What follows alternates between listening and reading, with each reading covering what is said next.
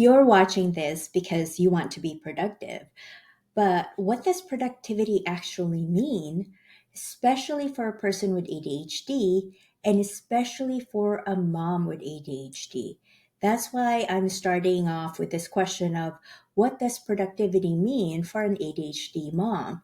Because what if we've been told the wrong definition of productivity?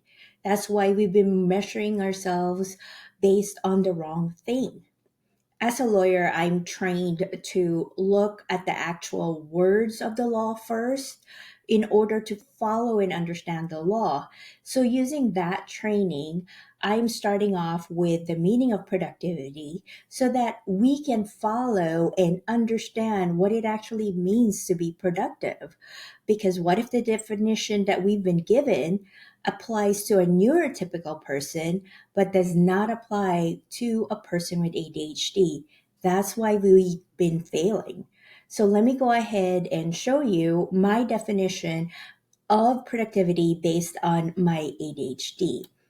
Most people starts off by thinking that productivity means getting things done. Just get things done. I'll be productive if things are done.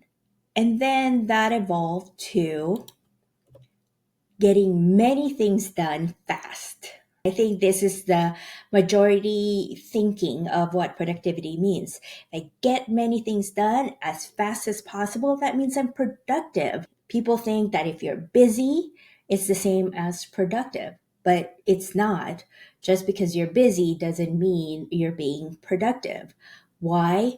Because I think what productivity means is that you get things done with ease and purpose.